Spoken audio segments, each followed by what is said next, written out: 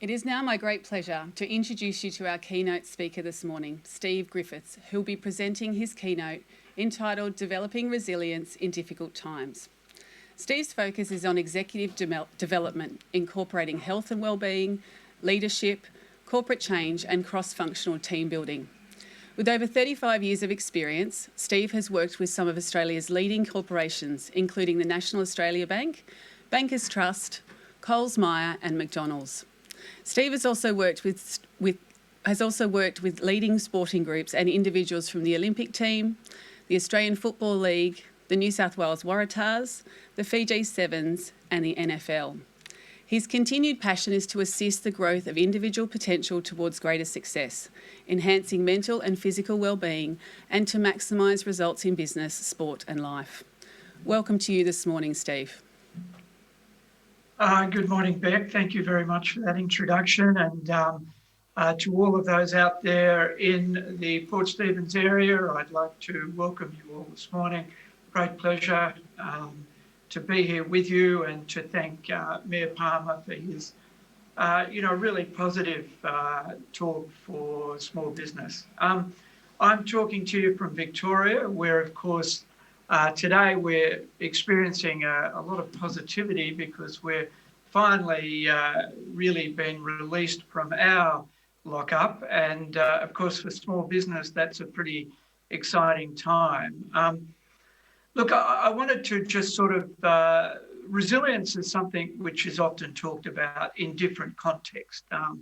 Attitude, positive mindset, really thinking positively, optimism, there are many ways. And of course, in small business, resilience is really the name of the game.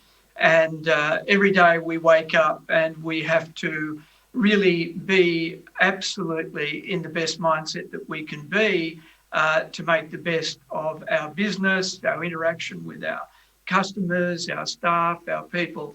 But I wanted to sort of today bring it back to a practical understanding of resilience and really give you a little bit of background in myself, which has really studied resilience over the last 20 years. One of the most interesting experiences I had was in 1989, where I was part of a small team where we established a university in Cambodia for orphans, whereby they had really 15 years, 20 years of their life living in an environment which was extremely stressful, coming into an educational environment and learning what was an educational system, but really it was really understanding how to evolve themselves out of what they'd experienced into a positive mindset. And that taught me a great deal about how incredible human beings are in regard to resilience. And that led to really a study of how it is that over the last 20 years, there's been so much research on resilience to show that human beings are, in the majority, incredibly resilient. One of the most interesting studies, which was done back in 1968, was done by a couple actually from New Zealand. They were clinical psychologists and they studied 100 young adults and they followed them over a period of 30 years. And this study, I'm going to show you the outcomes of this study. And it was really, two things came out of it. One was called ego resiliency and ego control. Ego resiliency was the capacity to overcome, steer through and bounce back. And I think that's where we are at the moment. They likened it as a little analogy. It's like a stick, a green stick that can be bent incredibly and then it will come back to a stable position. As human beings, especially in this environment, it's a little bit like that. We've been stretched and we have been bent and we have to come back to a state of stability. And certainly New South Wales, Victoria, this year, fires, floods, and then COVID-19 has really tested everybody.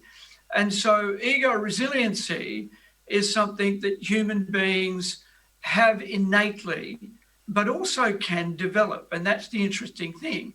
The other aspect of it that came out of this 30-year study was what we call ego control, the ability to delay gratification in the service of future goals. It's very interesting because these two studies led us to three outcomes. And this has been duplicated many times. The belief that one can find meaningful purpose in life, the belief that one can influence one's surroundings and the outcome of events, and the belief that positive and negative experiences lead to learning and growth. The interesting thing about these is that when we look at these, we see that there's approximately 1/3 of the population that maintains resilience throughout all these situations. Then there's 2/3 of the population that struggle, but through the evolution of understanding how resilience works, can develop their ability to create resilience in their life at a much greater level. And I'm just going to, it's the old saying of sort of making lemonade out of lemons. But one of the interesting things here is this for us, is that when we actually look at how life shapes resilience, one of the interesting things is that there's always pressures. It doesn't matter where we are in our life, there's always pressures of relationships, finance, business, making it work. There's always some challenge there in life, and everything's always changing. Nothing ever remains the same.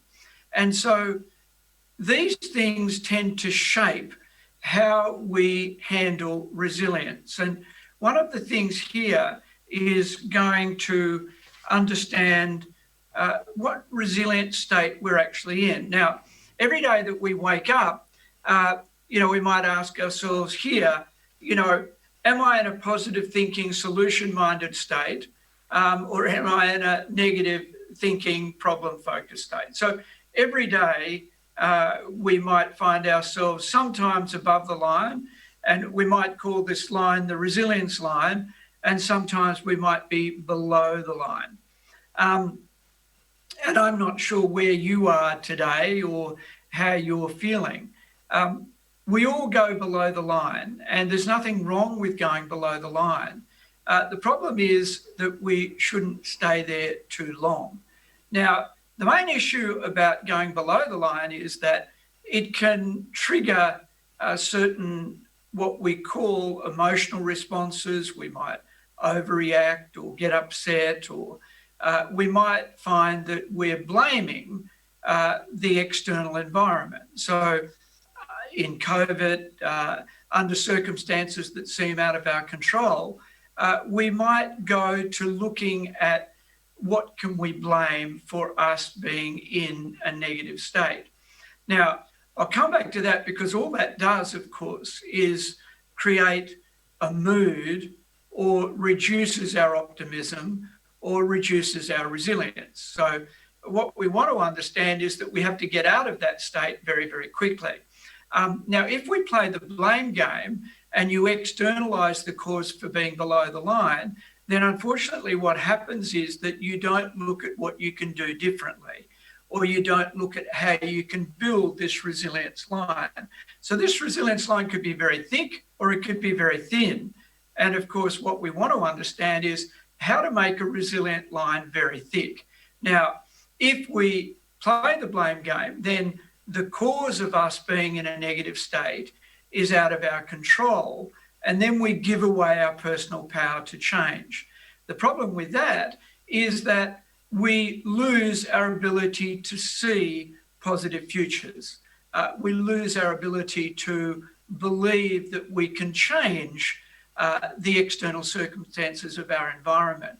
So we have to realize that we have much more power over the aspects of our life that are seemingly out of control, like COVID, and other aspects that affect small business on a day-to-day basis. So our ability to remain resilient becomes a key factor in our future planning.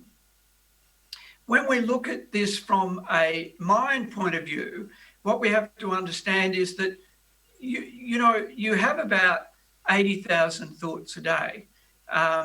Now, it's estimated that really 80% of those thoughts are actually repetitive. So they're exactly the same thoughts that you had yesterday. So you get upset with the same people, you do the same things. Now, that means that at the Cleveland University, they did a research study on this and found that nearly 70% of our thoughts potentially are negative and repetitive. So it's a little bit depressing on that level, that we might think that, we're very resilient, but we tend to focus on the negative or what can go wrong. So the old saying that we live in the present, but we worry about things that you can't change because they've already happened, or we worry about things that actually haven't even happened yet, and all we do is destroy where we are. So what we have to understand is that thought is a very powerful aspect of creating resilience. In fact, thought is an incredibly powerful effect in creating our future. And so all the research on that leads us to what we refer to as three aspects in psychology of what is, sorry, I'm just trying to get you the next slide here, is the resilient mind has three aspects to it. In psychology, we call it cognitive psychology. People who respond to adversity as enduring, far-reaching, internal and out of their control suffer, while those who respond to it as fleeting, limited, external, and within their control thrive. One's response to adversity influences all facets of effectiveness, performance, and success. When we respond to adversity in a subconscious, consistent pattern, if unchecked, these patterns remain stable. What that means is that when we don't actually look at ourselves as to how to build resilience, then behaviours from past can keep and maintain habits of lack of resilience. The opposite is true. Neurophysiology, the brain is ideally equipped to form habits. Habits can be instantly interrupted and changed. An individual's habit of response to adversity can be interrupted and instantly changed. We call this neuroplasticity. So, it's very important to understand the power of thought over the brain itself, and I'll come back to that in a minute. Psychoneuroimmunology, there's a direct link between how you respond to adversity and your mental and physical health. Control is essential to health and longevity. How one responds to adversity influences immune function, recovery from surgery, and vulnerability to life-threatening disease. What we want to understand is that basically we're kind of, the brain is influencing our actual activity of thought, but our thought is influencing how we create our own mind or brain. So what happens is that there's kind of a bit of history here. When you go back in time, what we want to understand is that there's an evolution of the brain. The old brain was the limbic brain, which was the brain that actually looked out for problems, looked out for survival. So it evolved into a brain that actually is a little bit negative in the sense that it was about survival. So it was looking for the tiger in the grass. It was looking for the response mechanism that allowed the body to react to that, which means that the thought that you have every day is a chemical, electrical activity that creates an enormous physiologically and powerful effect on your mood or state. So when you think a negative thought, you create a different chemical. You create cortisol or lactate, or those chemicals create anxiety or stress, or these are the hormones that actually influence mood. They also influence resilience. So we're designed originally for survival. That aspect of the brain, especially in the hypothalamus, is still there. And so whenever we actually think about negative thoughts, we actually create the reduction in this resilience line. So the thought affects the mood, it affects the energy, it affects the body, it affects the state.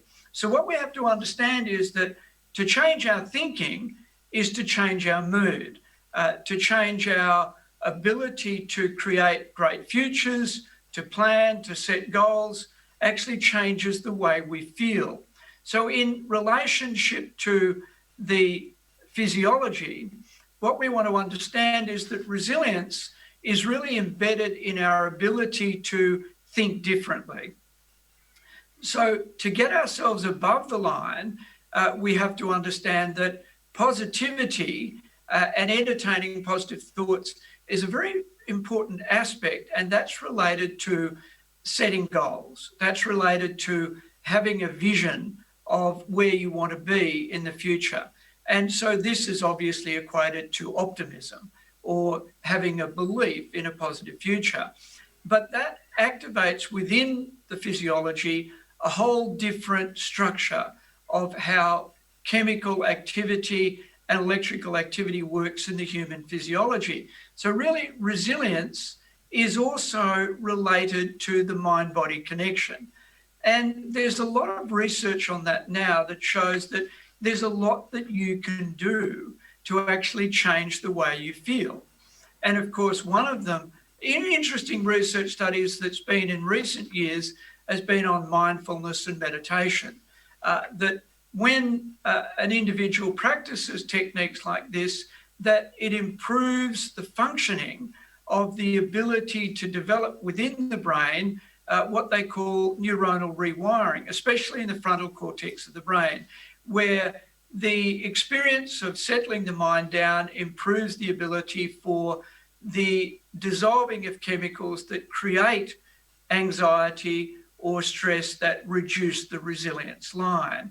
So areas of the brain that have been improved enormously through the practice of these techniques is one activity that we can put into daily routines to build resilience. The other is recovery of energy. Sleep patterns are incredibly important for increasing the ability to actually remove stress from the human nervous system. So it's funny, but resilience has a lot of research, but it all comes back to daily routines and life patterns. You can even put it into 4 aspects of it. One is the mind, that is how we plan, think, create the future. The other is emotional resilience. How we build emotional resilience is through different habits and routines that build the ability to be able to not overreact. And this aspect of emotional resilience is incredibly important, because every time you go below the line and get upset or angry or negative, you reduce this resilience line. And of course, so emotional resilience and then physical resilience is just learning to understand the aspect of recovery of energy. When your energy levels are very low, then what happens is that you're more susceptible to negativity. So it's a very interesting aspect of relating the mind and the body are very directly linked in how we develop resilience within our own routines and human life. The aspect, from a community point of view, is even more substantial when it comes to at-risk people within the community. So a community that we all live in. One very important research study was done really nearly 40 years ago now. It was done by Ruth Smith, and she did a longitudinal study that showed that at-risk children, and she had 700 in her original study over 40 years, showed that if they had one individual within the community that played a mentoring role, at-risk children that were from poor families, poverty, that were subjected to some aspects of trauma and some aspect of abuse, that in that 40-year period, if there was one member of the community that played a mentoring role for them, that it buffered the effect of what we would call stress to the extent that adversity didn't impact their life as much, and therefore that over 70 to 80% of those 700 children ended up leading fulfilling lives. Just because one individual within that community played a more important or significant role in actually developing, supporting, and caring for the future of that individual. So the impact of the environment, the impact of individuals in our lives has an important effect. And I actually saw that in Cambodia personally, where I remember in the first year of where we took in over 390 students, all of them coming from families that had been lost during that 15-year period of Pol Pot. And just within 2 or 3 years of being in an environment that was supportive, the combination of education, the combination of financial support, the combination of learning, the combination of mentoring, actually changed their whole future life to the point where most of those students went on to really lead fulfilling lives and participate at many levels of government, including actually one who I met in Singapore who became the ambassador to Singapore from Cambodia nearly 20 years after he left the university. So I suppose, you know, in small business, and of course, all of us understand that attitude and mindset become a significant aspect of everyday life. But what we've got to remember is that routines and learning and the application of those into daily life can enhance what we call the ordinary magic of resilience. So if we can learn skills and techniques and be open to developing new strategies to develop the ability to prevent what resilience is reduced by, which is predominantly stress. So stress is one of the major factors that reduces the resilience line. And how do we know that we're stressed? Well, we may not be sleeping well. We may find that we're actually overreacting to things that don't require that degree of overreaction. We may find that we're just not really as positive about our futures as we could be. Now, they're only little things in the beginning, but we have to check them and understand that if we play the blame game and really use the external environment or people as the cause of why we might be negative, we don't look at ourselves to change what we need to do differently. So there are many ways in which resilience can be developed. The question was always in the past that resilience was some innate quality that some people had and others didn't. This is not true. Every human being has this innate quality to develop resilience and use this in their daily life. And of course, the most important thing is understanding that really, if we look at how we think about resilience and all the research, then it comes back also to, especially in small business, into how we plan and think and set goals that create optimism, that create an experience within ourselves of feeling good about what we want to create in the future. One of the other interesting subjects that I want to kind of just sort of touch on here, I have trouble with this one, is the stimulus response. One of the interesting aspects of emotional resilience is the gap between stimulus and response. And this gap is really this ability, like the resilience line, is the ability to choose our responses. And what we also find is that, interestingly enough, techniques like mindfulness and meditation build this gap between the stimulus and response, so that we're actually choosing our responses. We're choosing the ability to not react, but the ability to create an opportunity to be more positive and solution-minded. When we go below the line, we're really much more negative and problem-focused, then we can't think solutions. We find it very difficult to see the positive side of the problem because our mind is so engaged in the negative.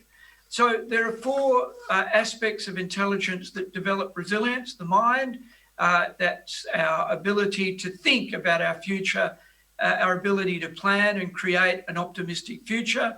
Emotionally, it's really about developing the ability to stay above the line, develop this gap between stimulus and response so that we're more able to engage the mind positively, but not engage the emotion negatively. And that can be developed through different techniques, as mentioned. Body, energy. It's all about energy, routine. It's all about creating routines that build energy for resilience. And of course, values, the ability to focus on what we think is important. And of course, many things are urgent in small business, but it's always about the ability to actually focus on what is the most important thing and make that a high value. A lot of people will miss that one. A value is something that we hold dear. And so when you hold something dear, you give it more time. That in small business is difficult in regard to self. The ability to focus on self in terms of mind, body, heart, and spirit, to give time to recover energy, to create plans, think clearly, all of that is not so easy sometimes when we're under pressure, but one of the keys. I just wanted to create the opportunity to give people the opportunity to answer questions. One little slide here, though.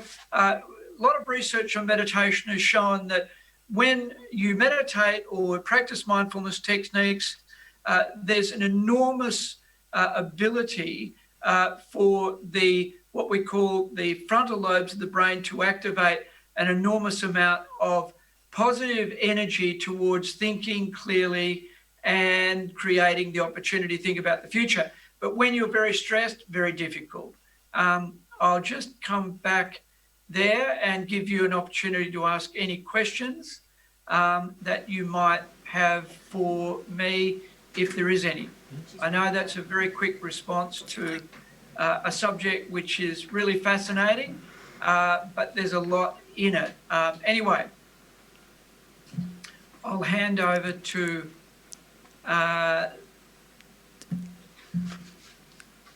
Yep, I'm here, Steve. Sorry. Yes, we do have a couple of questions coming off the virtual floor. Thank you for that amazing presentation. Really interesting. I think the thing I'm taking away from that is ordinary magic of resilience. I've never heard it put like that. So I'd like to, if I can, ask you a few questions that are coming off the floor. This one is from a gentleman named Mark Clayton. Hi, Steve. Some families I work with are below-the-line thinkers and over time have lost their resilience to deal with minor issues. Can CBT help to build resilience? Yes. You know, all the studies, this is on young people, is that right? Some families I work with. Okay, yeah. Look, again, the loss of the ability to really see a positive future is very directly related to that habituated negative thinking over a long period of time. The brain hardwires itself to negativity, and therefore to change that is called neuroplasticity. And so there are many different techniques that can be applied because the moment you change your thinking, you change the brain.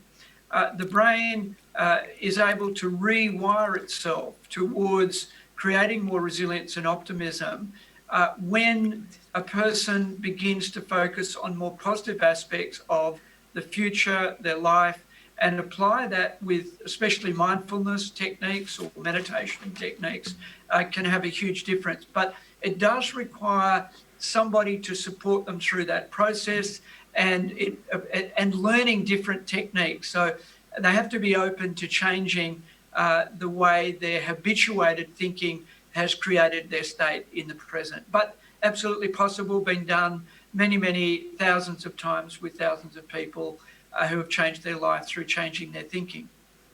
Fantastic. I think it's really interesting that there's still certainly people out there who think that mindfulness and meditation is still a bit la-la. Do you want to talk to that? Well, look, I think that's changed a lot.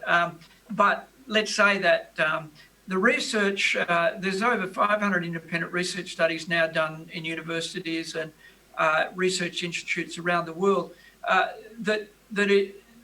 we've used this with veterans. We've used it with, many different thousands and thousands of people.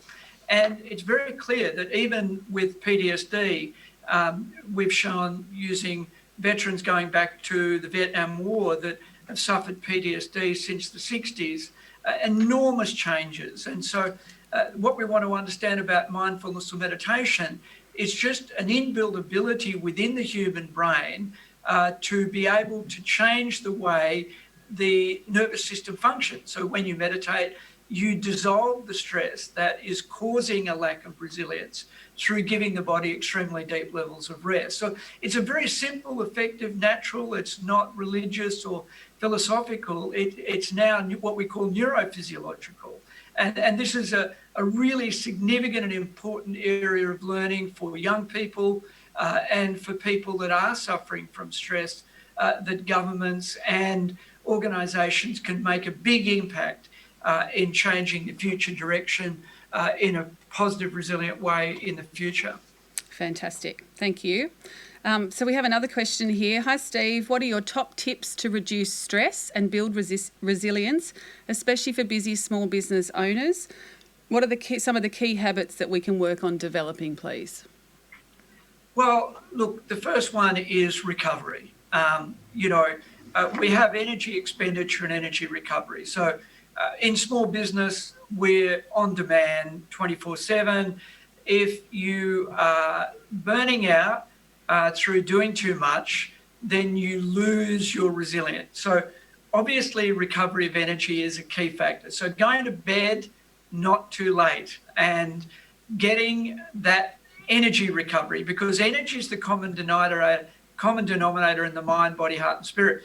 In the mind, if you're thinking negatively, it's because you lack energy.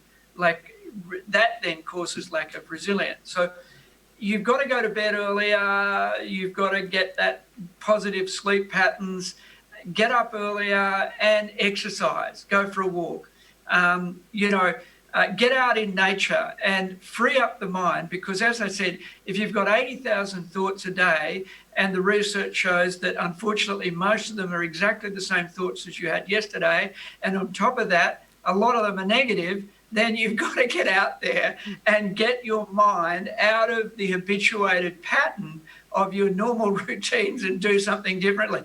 Go for a walk. Port Stephens is the most beautiful place in the world. Get out there and enjoy it. That's the second thing. And the third thing is learn new techniques like mindfulness and meditation. Get an app, learn a technique, do whatever you can do to reduce the stress, because stress prevents resilience, and that's the key factor. Excellent. Well, we probably just have one time for one more question. Steve, do you see anything changing with the increased use of technology, i.e. human connection done differently? Oh, yes, all the research, all the great research on resilience shows that obviously we have to have mentors and community and family and communication. The technology is really a great positive, which we all have benefited from, but it's preventing this ability to interact and communicate in such a way that it builds the emotional connection between human beings. And that is certainly, the research shows that the key factor in the positive evolution of a human being from a child to an adult is the close connection of a adult mentor, coach, someone that takes a loving personal interest in their personal well-being and future. That's amazing. Well, we might leave it there, Steve. Thank you so much for your time today. I think you've given us certainly some insights for our small business community in Port Stephens. And you are right about one thing, it's the most beautiful place in the world. So when you're allowed out of Melbourne, we hope to see you in Port Stephens very soon. I'll definitely be there. Thank you. All right. Thank you. Thanks. Take care. Bye. See you Thank later. So that ends our keynote presentation for this morning. For the rest of the day, you can choose the sessions that you would like to see at your own leisure. Just go back to the timeline and click on the session you would like to see. We also encourage you to use the meeting hub to catch up with each other and to take the opportunity to meet our 4 business advisors that are going to be with us all day. Steve is hanging around, so if you had any additional questions, you're more than welcome to catch up with him at the meeting hub. And we'll see you in the rest of the day. Thank you.